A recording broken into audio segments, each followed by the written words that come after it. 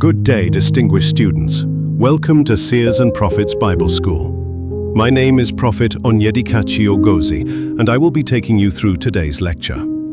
This lecture is prepared for students of the Master of Arts, MA, in Christian Counseling program. Today's course is CNS 301, Advanced Counselling Theories.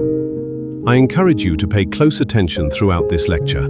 Keep a notebook beside you, write down important points, and note any questions or areas requiring further clarification. Please understand that this recording is a course overview prepared to introduce you to the major concepts and learning objectives of this course. It is intended to help you build a solid foundation before our live interactive class. Some concepts have been deliberately summarized to fit the scope of this preparatory lecture.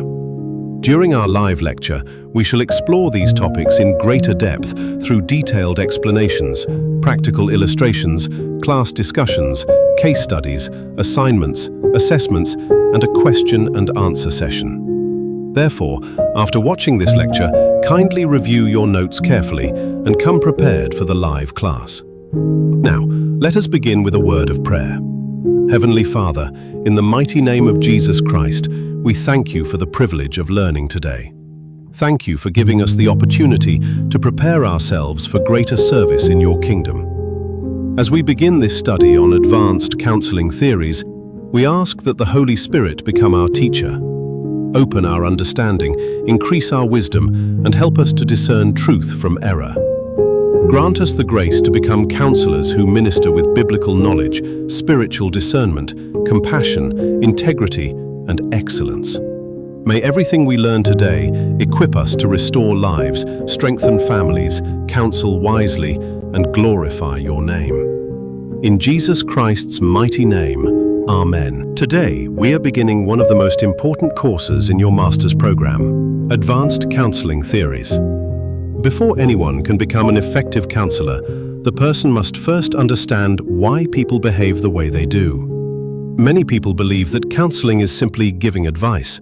Others think it is merely praying for people or encouraging them with Bible verses. While advice, encouragement, and prayer all have their place, counseling goes much deeper than that. Counseling is the intentional process of understanding people, identifying the causes of their struggles and guiding them toward lasting solutions. To do this effectively, every professional counselor must have a framework that explains human behavior. That framework is known as a counseling theory. Think of a building. Before the walls are erected, there must first be a foundation. In the same way, before a counselor begins helping others, there must be a sound foundation upon which every counseling decision is built. Counseling theories provide that foundation. Throughout history, different scholars have developed different explanations for human behavior. Some focused on childhood experiences, others focused on thoughts, emotions, learning, relationships, or personal choices.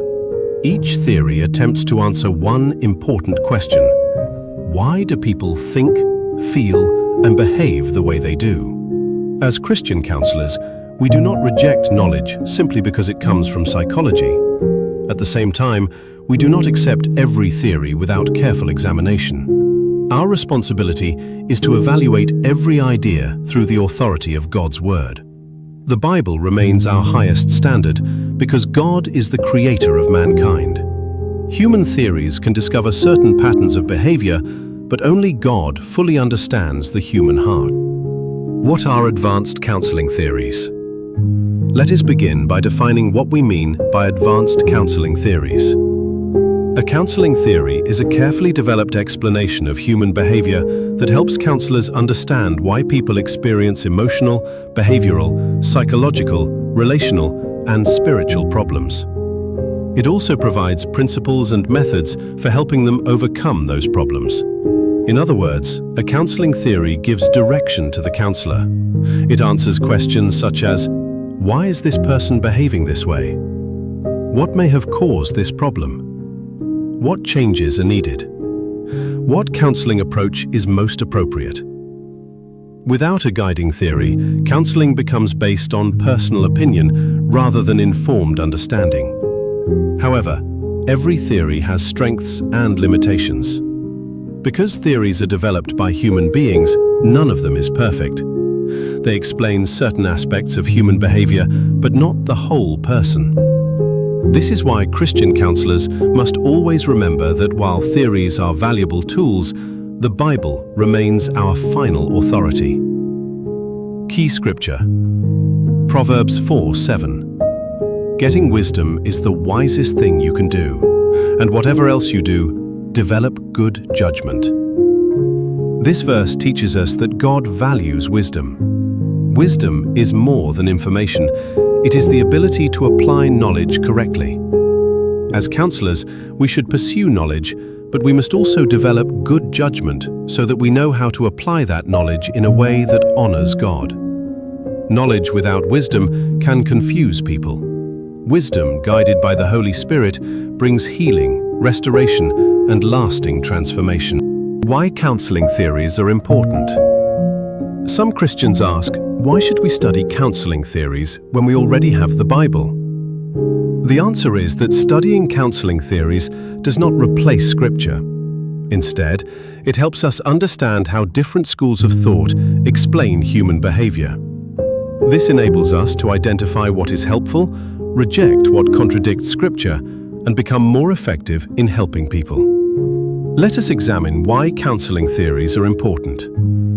1. They help us understand human behavior. Every person is different. Two people can experience exactly the same event and respond completely differently. One person may become stronger after a difficult experience, while another may become discouraged or depressed. Counseling theories help us understand why these differences exist. Understanding human behavior helps us avoid judging people too quickly. A wise counselor seeks to understand before offering solutions. 2. They provide direction. During counseling, imagine visiting a doctor who has no understanding of medicine. Instead of examining the patient carefully, the doctor simply guesses what treatment to give. Most people would not trust such a doctor. The same principle applies to counseling. Counseling theories provide a structured method for observing problems, identifying causes, and choosing appropriate interventions. A professional counselor should never depend on guesswork. Knowledge improves confidence and effectiveness. 3. They improve professional competence. One of the characteristics of a master's degree student is the ability to explain not only what is being done, but also why it is being done. Professional counselors must understand the principles behind their counseling methods. This enables them to make informed decisions rather than emotional reactions. Ministry requires anointing, but it also requires preparation. God often uses prepared people to accomplish extraordinary assignments. Major counseling theories. Let us now examine some of the major counseling theories every Christian counselor should understand. Number 1. Theory. Psychoanalytic theory. The founder is Sigmund Freud. Psychoanalytic theory teaches that many adult behaviors are influenced by childhood experiences and unconscious thoughts. According to Freud, unresolved childhood conflicts continue to affect people's emotions and decisions later in life. The main principles of this theory are: 1. Childhood experiences shape personality. 2. The unconscious mind influences behavior. 3. Unresolved emotional conflicts can lead to psychological problems. The strengths of this theory are: 1. It reminds counselors that past experiences can affect present behavior. 2. It encourages counselors to understand a person's background before offering solutions. The weaknesses of this theory are: 1. It places too much emphasis on childhood experiences. 2. It gives little attention to personal responsibility and spiritual transformation. Let us look at the biblical evaluation of this theory. The Bible acknowledges that past experiences influence people, but it also teaches that transformation is possible through Christ.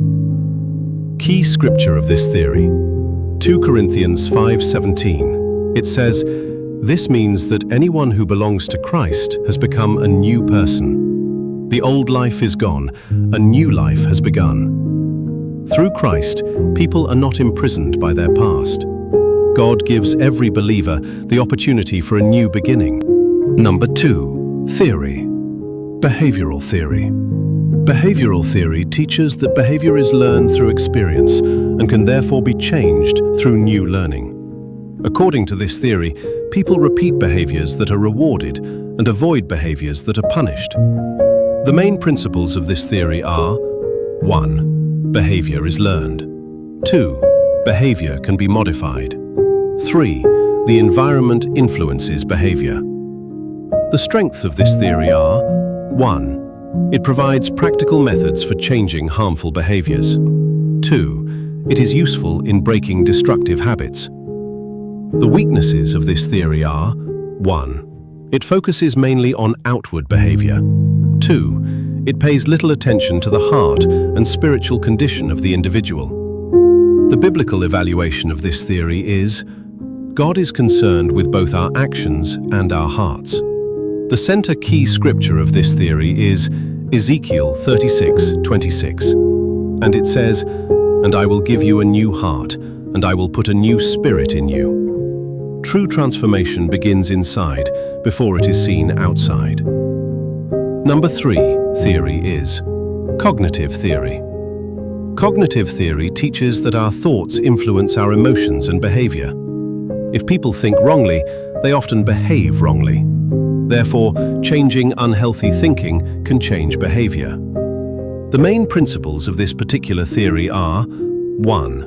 Thoughts affect emotions. 2. Thoughts influence behavior. 3. Wrong thinking produces wrong living. The strengths of this theory are: 1. Helps people identify negative thought patterns. 2. Encourages positive and healthy thinking. One of the weaknesses of this theory is it may overlook spiritual influences affecting a person's life. The biblical evaluation of this theory. The Bible strongly supports the renewal of the mind. The key scripture, Romans 12:2, and it says, "Let God transform you into a new person by changing the way you think." Christian growth begins with a renewed mind, guided by God's word. Number 4 theory is person-centered theory. The founder is Carl Rogers. This theory teaches that people grow best in an environment of love, acceptance, empathy, and understanding. The counselor creates a safe atmosphere where clients can express themselves honestly. The main principles of this theory are: 1. Empathy. 2. Acceptance. 3. Respect. 4. Active listening. The strengths of this theory are: 1. Builds trust. 2. Encourages openness. 3. Strengthens the counseling relationship. The weaknesses of this theory is: acceptance should never become approval of sinful behavior. The biblical evaluation is: Jesus accepted people with compassion while still calling them to repentance and holy living.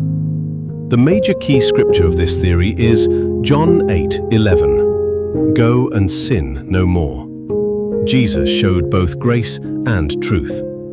Number 5 theory of this theory, solution-focused theory. This theory encourages counselors to focus on solutions rather than remaining trapped in problems. Instead of asking, "Why did this happen?" it often asks, "What positive step can we take from here?" The main principles are: 1. Focus on solutions. 2. Build on strengths. 3. Set achievable goals. The strengths are: 1. Encourages hope. 2. Produces practical action. 3. Motivates clients toward change. The weaknesses is: sometimes deeper issues may need attention before lasting solutions can be achieved. The biblical evaluation. The Bible encourages believers to move forward with faith while trusting God for wisdom. Key scripture. Philippians 3:13-14. Forgetting the past and looking forward to what lies ahead, I press on to reach the end of the race. God calls his people to move forward with purpose and hope. Biblical counseling as the Christian foundation. After studying different counseling theories, one important question remains: which counseling approach should a Christian counselor rely on most? The answer is biblical counseling. Biblical counseling is based on the conviction that God, as the creator of mankind, understands human nature better than anyone else. Therefore, his word provides the ultimate standard for helping people. This does not mean we reject every psychological principle. Rather, we examine every theory in the light of Scripture. The Bible remains our highest authority. The Bible as our final authority. Every counselor must have a final standard. For the Christian counselor, that standard is God's Word. The Bible provides wisdom for every area of life. Key Scripture: 2 Timothy chapter 3, verses 16 to 17. This is where we are going to end for today. As we come to the end of this lecture, remember that advanced counseling theories provide useful frameworks for understanding human behavior, but as Christian counselors, our ultimate guide is the Word of God. Study these theories, appreciate their strengths, recognize their limitations, and always evaluate them through the lens of Scripture. Let every counseling session be guided by biblical truth, compassion, wisdom, and the leading of the Holy Spirit. This lecture has provided a foundation for the course. During our live class, we will examine these theories in greater depth, discuss practical case studies, answer your questions, and explore how to apply these principles effectively in Christian counseling ministry. Thank you for your attention, and I look forward to seeing you in our live interactive session. God bless you.